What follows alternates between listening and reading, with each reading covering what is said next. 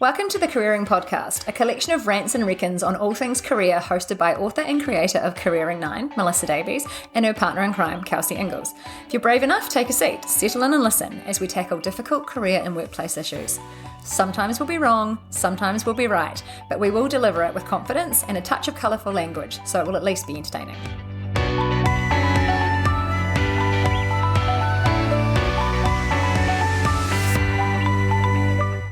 Welcome back to the Careering Podcast. Thanks for joining us. It's Melissa Davies here with my partner in crime, Kelsey Ingalls. Hello, Kelsey. Hey, I'm here. I'm ready to go. Let's do this. I've got a cup of tea this week. It's not on brand. What's happening? Normally it's wine. I think I'm okay. I'm fine. It's fine. It's still early. You can change. Yeah, that's also true. The day is not over. Yeah, I might have to stop the podcast halfway through and just grab myself some wine.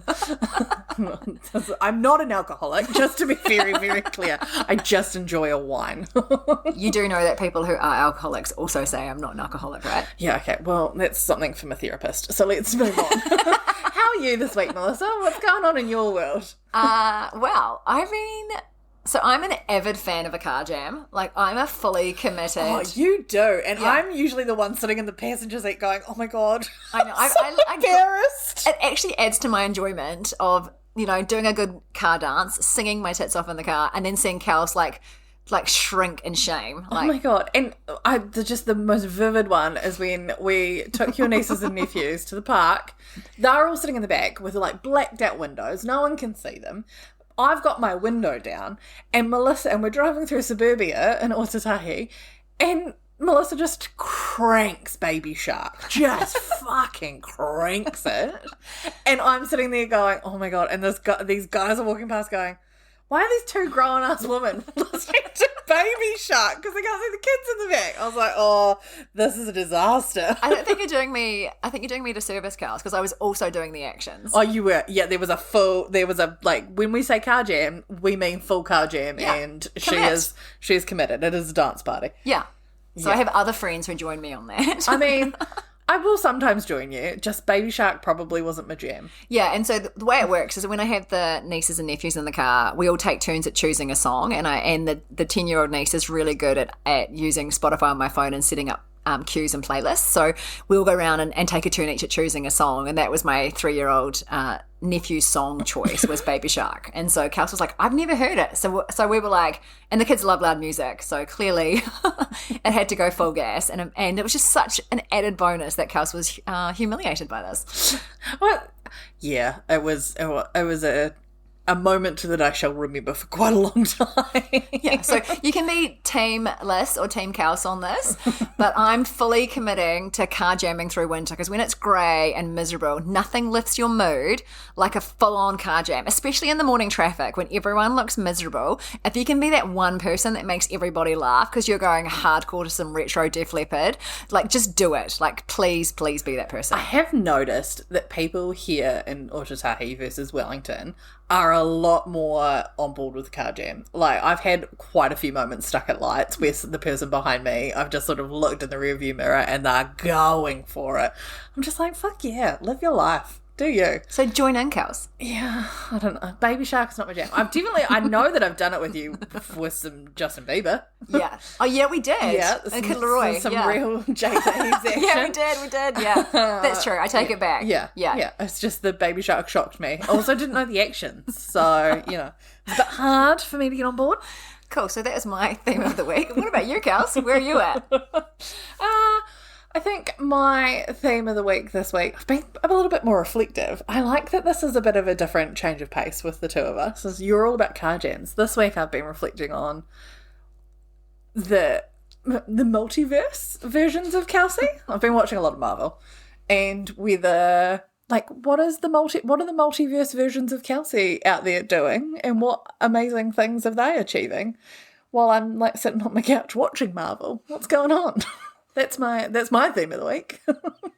Yeah, you've been working from home, hey? Yeah, I've been by myself quite a bit. Yeah. What's your best case multiverse version of Kels up to right now? Oh, fucking owns a 12-story nightclub in the middle of fucking London and is just killing it, just having the time of her fucking life. COVID doesn't exist in the multiverse. Doesn't exist. And she's just like living the life, running a club and just having a dance party every night. Awesome. I love that. Weirdly, our themes are aligned with dancing. Yeah. Like, get your groove on, people. Yeah, yours is Baby Shark in a car. Me in a whole other universe owning a fucking club. Okay, you're cooler than me. It's okay. We all know this. I've just got my Wellington hipster vibes on. Awesome. And I don't have any sexy segue into our topic this week from there. Yeah, it's a bit hard to move from like car jams and owning a club into what's the difference between feedback and criticism? Yeah, so let's do it unelegantly and just state it. We're going to change it into the theme of the week. The topic for this week, which is feedback versus criticism. And we're going to unpick the difference between feedback and criticism. And I guess ultimately coming from a place of feedback helps you improve, whether that's in sport, in the way you communicate with your loved ones, at work, and delivering great feedback is impactful for those around you. Receiving it's awesome. Yet often we get criticism or people deliver a critique and tell you it's feedback. So we're just going to unpick a little about these themes. There is some gender bias in some of this content we'll talk through as well. So I'm interested though, Kels, let's start with a couple of experiences that you can maybe talk through about a time when you've been given some great feedback. And maybe it's an example of like when you're playing netball, like what's the difference between really crappy feedback and really good feedback? Yeah, okay, yep. So played a lot of netball in my back in the day. And I guess the difference was the difference between talking about what happened that time versus what could happen the next time. So like future focus. And so there'd be a difference between coaches and, okay, I played goal shoot. So what would happen? A coach sort of saying, what would happen if you next time moved 2 seconds earlier and moved into that space before the defender could get there, versus you're too slow, you're not doing it right, you need to move quicker. Like the difference between those two from the different coaches that I've had mean that you're learning and you're understanding why rather than just knowing that you're wrong. Yeah, and what was interesting is in your delivery there too is the tone was different. So it's what's said and how it's said. Yeah, and often when people are doing criticism, it comes with a very different tone to feedback as well. Yeah, and that you statement, right? Like, oh yeah, love it. We're all about I statements here at the Careering Podcast. Well, then it shows personal accountability, whereas a you statement actually tries to push accountability to the other person. Yeah.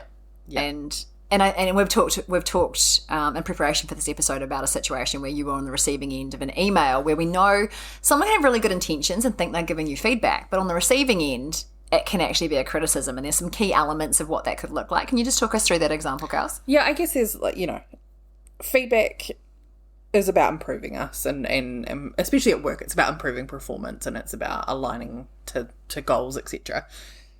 And that doesn't mean that receiving all feedback is easy, and it can, depending on the space that you're in, sometimes receiving feedback can be really hard. But there's also a difference between receiving feedback and receiving criticism. And I definitely have had an experience where the person that I was working with, their EQ, so their emotional intelligence, wasn't necessarily the highest. I think is probably the best way to put it. And would receive these scrawling emails at like 11 o'clock at night, and it would be paragraphs and paragraphs and paragraphs of, you need to do this better, you need to do this better, this needs to change, you need to do this isn't good enough, blah, blah, blah, blah. And it wasn't ever about, if we change this and we do this way, it will end up with a better result. It was always about this thing at the specific time, and it was just, oh man, like the outcome of that was me thinking that I was just fucking shit. Yeah. And it definitely didn't fucking motivate me to get any better, because I also didn't know how to get better. I didn't know what the future outcome of it was supposed to be. I just knew that the thing right there was wrong. Yeah, and there was a lot of you statements, right? So it was, So you felt a sense of responsibility for delivering a shit outcome with no clear insight about what to do differently to get a different outcome. Yeah, or what a good outcome looked like. Yeah. And I think that really was hard on our relationship. It was really hard on me in terms of my worth within the organisation and what I rocked into that thinking I was killing it. It was going to be amazing. It was going to be this next thing. I was doing stuff that I really enjoyed. And then this particular relationship was just like, I have never experienced anything like it in my life, and I don't ever want to again. Yeah, and I think, unfortunately, so many of us have those experiences where that person may have had really great intentions and thought they were being constructive in their feedback, yet they were actually being really critical because of those elements, that there was no specific examples of what to do differently, nor why. Yeah. And they weren't giving you clear expectations in the first place. So you only knew you got it wrong when they told you got it wrong, but you weren't clear about what did you actually need me to do in the first place. Yeah. So like so good feedback is, you're setting someone an expectation, you're giving them performance around how their behavior or actions have met that expectation or not, and or what to do differently next time to help get there. And so it is quite a simple formulaic way of giving good feedback. And the consequence of someone delivering quite a critical review and making personal attacks is the person on the receiving end feels really, well, they lose confidence in their ability to do their job well. And that's absolutely what happened in that context. And I think it also, the lack of, when we're criticising, it often comes from a place of frustration, from an individual space, like from a me space. So if I was criticising someone, it would be about me. It wouldn't be about the person. It would be that I didn't get the result that I wanted from that person. Versus if it comes from a space of, I want you to get better so you can do this work so that we all win. And it makes you feel seen. It makes you feel respected. It's just a very different outcome in terms of the value that you place on yourself and how others value you, what you see and the way others value you. Is there a take on that too, where it can still be self-serving to give someone good feedback? Because giving them good feedback means they get better at the task you've asked them to do. Therefore, you ultimately benefit as well. So, especially within a workplace, right? Like, we're all trying to work towards the same goal. Like, in a good workplace, we're all working towards the same goal, and it is about making sure that we're setting everyone up for success. And feedback is a way of setting people up for success and setting you up for success and setting the business up for success. Criticism is just about telling someone what they got wrong. Yeah, it's just channeling your inner mean girl, right? And I think what's interesting is there's some research from Caroline Simard and Shelley Corral where they talk about in structured workplace interviews, often men receive feedback that's tied to outcomes. So to your point around the feedback you got, women are often just given feedback and it's not tied to an outcome. And so they had some really good examples where, because men were giving the outcome focused, or it was tying it through to the business outcomes, they understood, if I do more of this, I get closer to the outcomes. If I do less of this, I move away from the outcomes. And women were typically given feedback on their communication style. Yeah, that was pretty much the emails. Yeah, I can absolutely see that. Yeah, and it's, it's just, there's evidence everywhere on this. There is a gender bias in feedback. And there was some research on 200 interviews of one technology venture.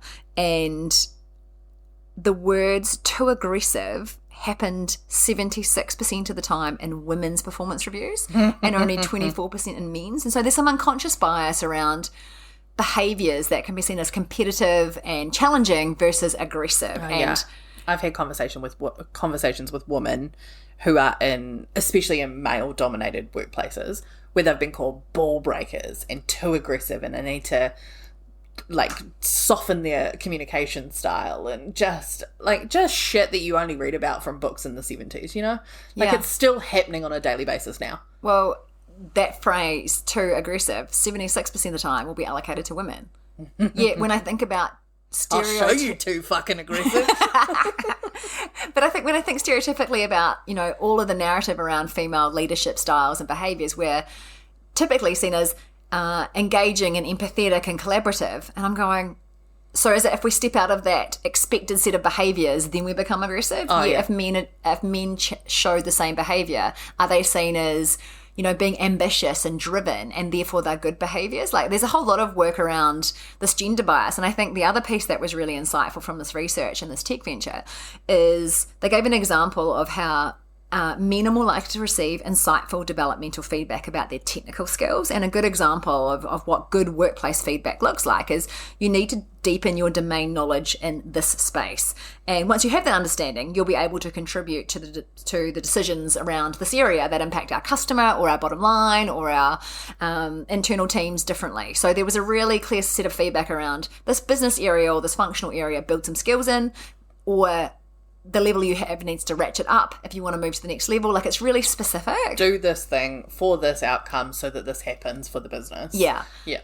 And have you been in a situation where you've had feedback like that was really specific and easy to work with? Yeah, absolutely. I think I worked in an organisation where I had a change in and out of someone in my team, and they were giving feedback to me on my writing style. And the feedback that was given it was criticism. It was, this is wrong, you've done this wrong, this isn't right, this needs to change, cross that out. And it was just so bam, bam, bam, bam, bam, direct, like very directive, versus the other person that I worked with that was, okay, you're not talking about the key point here. You've missed the key point. We need to, what do you think if you put yourself in that person's shoes? What would they be interested in reading? You've used too many adjectives in this space. You need to change it so that we are becoming across a little bit more formal. And so just really like practical feedback that helped me understand what the outcome would be, and really got me out of me writing it and more about what other people were reading. And it was just so much more helpful, and it instantly just changed my whole writing style rather than just knowing that it was wrong. Yeah, that's such a good example. And I think the model that I really like and have used and have shared with others and recommend is the STAR feedback model. So each letter stands for a step. So the first one, in terms of giving someone feedback, is you talk about the situation and the task they were doing, the action they took and the result. And so you kind of discuss what's happened, and then to move them forward in a new way, you talk about the new AR, the new action you'd like them to take, and therefore the result. And that example you were talking us through absolutely did that. Yeah. You're really clear about, here's the context, here's the task, here's the action you took, and there's the result. If you change the action to this and this is the result we'll get. And you go, great, I understand exactly what I need to do differently to deliver the result that you're expecting of me. Yeah. And like looking back on it now and looking at the difference between those two people, the first one was, I don't have time, you're frustrating me, versus, I can see if I spend a little time here, you're going to do really well, and I'm not going to have to spend as much time giving you feedback later on. Yeah, which is leadership 101, right? Yeah. It's like how to empower and build capability in the people around you and the people that report to you, versus being a power-hungry control freak who likes telling people that they're doing it wrong. Yeah, and I'm not perfect. I definitely am still learning how to move myself into the better feedback space. Because look, fuck, we've all got days where we're fucking tired and someone's done something fucking dumb, and you're just like, my lord, how do we work with this? Yeah, and that also reflects our ability to take on board feedback. And I really think about the last couple of years and how for some people the pandemic and the COVID journey has been easy, and for others it's been the most challenging couple of years in their lives. And I think for most of us, even at a subconscious level, it's been really hard. And so sometimes you can just be dealing with life, and then someone comes at you with some feedback, and if you don't have capacity for it, it can feel like a punch in the gut. Oh yeah, I'm a fucking crier. Like, the feedback can be totally standard. It could be proper feedback, not criticism. There's probably an 80% chance I'll cry. And then I'll get over it. I'm not that deeply emotional about it. It's just like, I'm not as, like, there's stuff I need to work on for my own self-worth, and it's just hitting that nerve. And so I'll have a bit of a cry, and then we'll move on with our lives. And I'm used to that now. Yeah, but you stay there for it. You still hear the feedback. Like, you're open to it. You're like, my face might be leaking, but but I want to hear this. Ignore my face. I'm still ready to take on the feedback. Yeah, and I think that's a really important piece, is showing up for that feedback and learning from it if you trust the person giving you the feedback. And I think there's a real caveat around that. Yeah. And I think that comes back to making sure that the person that you're giving feedback to feels seen and appreciated and can you do reciprocal feedback? Like, can that person give you feedback on the way that you're working or the feedback that you've just given? I think that is a key indicator on whether you've got a relationship base for feedback versus criticism. Yeah, and the culture that if you've got a good culture, there's psychological safety, you trust the person that's giving you feedback, and they're also open to hearing feedback. It kind of shows you're working in a high-performing team with good learning agility and leaning into being the best at whatever you do. Yeah. And, I find it so interesting because feedback is really objective, yet we do personalize it. I think about, a physio experience. So you go and see a physio for the first time. They will test your injury or area at the start of the session. They'll do a treatment and they'll test it at the end. And the reason they do that is for feedback. Yeah. And there's no good or bad about that feedback. It's just feedback. Yet in a workplace, what can happen is we're talking about less tangible, objective things. So we personalize it. And there is a real gender bias for women around personalizing our work relationships. And so when people give us feedback, we don't go, oh, okay, I need to work on my ability to manage my facial expressions in meetings. Yes, I've had that feedback. And versus, we take that personally and go, oh my God, they think I'm not professional enough. I shouldn't have a seat at this table. Like, we turn this whole thing into like any excuse to let our inner critic go hardcore and punch us up. Like, we let that happen. Yet ultimately, that feedback, yes, it was personal and it was behavior, but it was really impactful. And could it have been delivered in a way that let me understand that it was tied to objectives and outcomes? Absolutely. Was it good feedback? 100%. And I'm really glad that at that point in time, I asked the question and said, why is this important? Awesome. Yeah. Because I was like, why does it matter if I'm showing on my face that this is a dumb idea?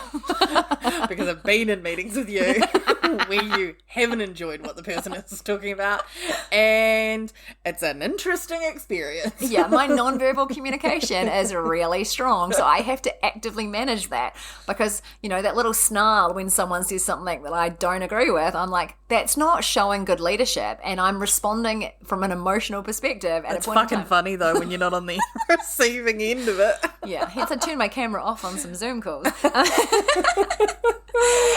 But I think that was, I guess there's this thing for me around, and I wanted to share a couple of experiences around criticism. And I wanted to share a quote first, or a take from James Clear, who wrote the book Atomic Habits. And he says, actually, James Clear shared it, but Adam Grant, who's a psychologist, wrote this. He said, criticizing is easy and fast. Creating is difficult and slow. The 2 hours you spent on a book or movie usually took 2 years to produce. Anyone can tear down someone else's work. The true test of insight is whether you can help them improve it or build something of your own. Oh man, that's so powerful. It's so true. Everyone's real quick to jump on a negative bandwagon, but no one's there going, oh, you can make it better. Actually, I have to point out, like, the people that have given us feedback on this podcast have been fucking amazing and going, yes, and you could talk about this and you need to do this and this would be incredible. And it's just like such a wonderful example of how our community and the people that have been listening to this have been giving us feedback. So thank you. Yeah, actually, I was going to talk to that. I had a good example. I was sort of going to give some guidance around if you're inviting feedback, be specific about what you'd like feedback on. Because I think we've talked up until now about when you're receiving feedback and perhaps it's unsolicited or it's at a performance review, yet sometimes you want to go to people and say, give us feedback. And when we did the first episode of this podcast on defining success, we invited, a group of maybe 10 people that we trust to have a listen and give us feedback. And what we were interested in was some specific elements of feedback. So we kind of structured that, but then we left some open questions around, did you enjoy it? What would you like? What did you not? And, for me personally, I got the feedback directly from, say Tim and Beezy, which was awesome feedback because they were like, here's what worked. Maybe if you change from this to this, that will be more useful. My preference would have been this, but I understand why you did it that way. But all of that feedback was absolute gold. A, they were people we trusted. B, we asked for feedback. C, we were open to feedback being both positive and areas to improve on. And they gave us that. And So, yeah, if you guys have got feedback, flick it through. We're here for it. Yeah. If you've got criticism, fuck off. Yeah. If you're going to rate us anywhere, only rate us 5 stars. We don't want to hear about it otherwise. I think what we want is feedback if we can improve. If you've got criticism and just want to tell us that we're shit and we swear too much, okay, we're self-aware enough to know that. Also, it was your choice to listen to us. Yeah, good point. But if you've got ways you think we can improve, 100% we want to hear that. And it can be, we don't like this, what we would like instead is this, and here's why. Like, that's really useful. That's not criticism. Yeah. That's really good feedback. And that's the key part of that, is those 2 additional bits. Yeah. Rather than, I don't like this. Yeah. Cool. Don't listen. I was also going to share a bit of an experience around criticism. So in my late teens and early 20s, as we established, I'm a one-eyed Cantabrian and a farm girl from Southbridge and a rugby nut from day dot and used to referee rugby. And I can tell you what, if you want to understand what the difference between feedback and criticism, pick up a whistle and referee a rugby game. And it was one of the most challenging environments around putting myself in a situation where no one cares what you think. Like, when you're the player, your team want you to win, your supporters want you to win.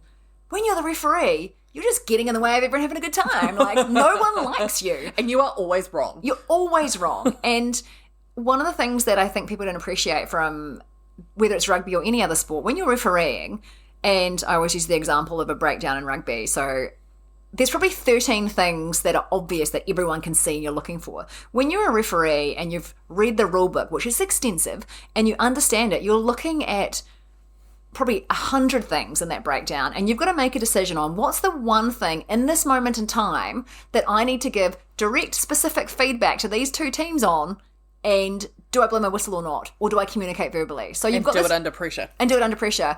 And, you know, I absolutely have, I can, you know, if you want to grab a Pinot at some stage, I can share stories about how parents on the sideline behave. And, you know, I've had 2 pretty shocking examples. One where I actually got yelled at so much by a parent on the sideline, I walked over, picked up my rule book, threw it at him and said, read page 26. And when you've done that, come back and tell me what you know about this rule because you're clearly wrong right now.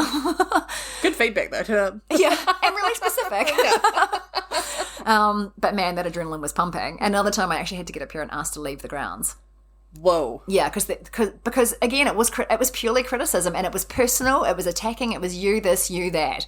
And none of it was relevant nor helpful. And yeah, so I think what that showed, you know, I look back now and go, man, that was hard.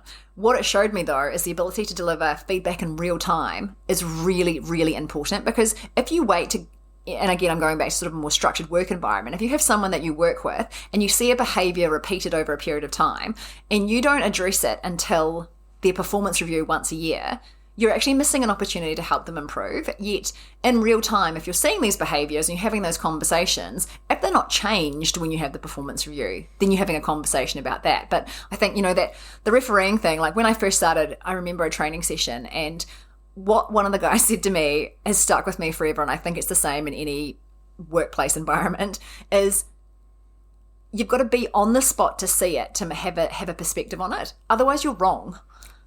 I love that. That's so true. You've got no idea what the context is before you give that feedback. Yeah, and so in refereeing, if you're not standing there side on watching that ball get scored on the try line and there's a pile of players over it, you can't confidently say whether that try was scored or not. If you're not watching someone's behaviour and engaging with them day to day in the workplace and helping coach their growth, and you sit down and go, well, I've heard from these 3 people that you did this, none of that matters. Like, that's irrelevant. Like, no, that's not feedback. That's not criticism. That's barely gossiping. It's really half-assed leadership, actually. Yeah, so I guess that was my hot take on it, is you've got to be on the spot to have a perspective that's meaningful, and you've got to deliver feedback in real time, and tying it to an outcome is really important. Yeah, so Kels, any other takes from you in terms of the criticism lens of things? I think criticism is easy. Feedback is hard, and feedback takes practice. And a lot of the time, criticism comes from a place of emotion. And so having emotional maturity and the ability to be open to learning how to give it better, but also take it and understand. Talking about feedback, right? That was inappropriate. I'm here for it, but it was inappropriate. Oh no, you've derailed me, and now I don't know what I was talking about. I don't know. Basically, I'm just trying to say we all need to get better at giving feedback. And receiving it, Kelsey. Fuck you. Yes, that too. And I'm only talking about feedback. Okay, I'm really sorry. No, you're not. I'm actually not. Like, this was getting really serious. That's true. And giving feedback is not necessarily, doesn't always have to be negative. And I think that's the spin on it that's really important to talk through now, because our brains do have a negativity bias. When we ask people for feedback, we will normally come up with the 2 or 3 things that we didn't like. So if you go to a restaurant and someone says, oh, how was it? We often go, the service was a bit slow or it was a bit loud. Our brains are naturally wired that way. Now, you might not. You might be like, here's the 5 things I loved about it. But in most situations, when you ask for feedback, you'll come up with the things that you don't like. Oh, yeah. I've definitely had people that I've worked with where I've literally asked them to write down all the nice things people say to them in the back of a notebook, because they were so focused on the negative stuff and then filling in the blanks. So it was just like, no, you need to actually write down all the nice things that I heard that people were saying about you in the same conversation. Yeah, but that's really so across all the spectrum of gender. We all do that. Our brains do have a negativity bias, and so if we got 10 pieces of feedback given to us, and 9 of those were positive and 1 could be perceived as negative, we will spend the next month focusing on the 1 piece of negative feedback. Yet it's the good feedback that's actually important too, because it helps us realize what we need to do more of and how we can use our strengths in positive ways. And we should want to celebrate the things that we're naturally talented at, or when we do a good job. Yet for some reason, maybe it's a tall poppy thing, we kind of shy away from when someone says to you, hey, I really like how you did this. We're like, oh, nah, thanks, and run away. Yeah, it was only because of this. Yeah, or the team. So women have a real tendency, when given direct, specific, positive feedback, to shift the spotlight to everyone around them, which is a really nice thing to do if it's justified. But you can do that as well as accept credit for the contribution that you made as well. And I just think it's really important that if you're hearing feedback, like to Kelsey's point, make yourself go, what were the 5 good things they said? And yes, they're the 2 things that I need to improve on. And did they give me context around why I need to improve them and what improvement looks like? Because if you've had a conversation with someone like that, that's an awesome conversation to have. So, Kels, do you have any hot takes on positive feedback or situations where you've received really good feedback? Like, I know you're the person that dismisses it. I've been with you. Do I? Yeah. I was like, you're going to... I guess one thing it's not necessarily workplace related, but one thing that I've really been trying to work on is especially with women, there's this real, when someone compliments you on your outfit, people go, oh, thanks, I got it at Kmart for this much. Or give people tell them why it was so cheap or give them more information. And so what I've just been trying to work on is when someone says, I love that dress, I go, thanks. And that's it. Just leave it at that and just not explain it away.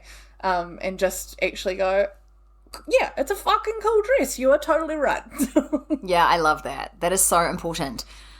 No is a complete sentence. Thank you is a complete sentence. Yeah. And that ability to hear that feedback and take it on. And then take a moment to be like, yeah, I love this dress too. Thank you for the positive feedback. This is awesome. And I think what's worked for me is just saying thank you leaves a pause where you can actually remember that moment. Like, I was sitting at one of the at a cafe in Otatahi, and this lady screamed at me from the opposite side of the courtyard and went, I fucking love that dress. And I was just like, thank you.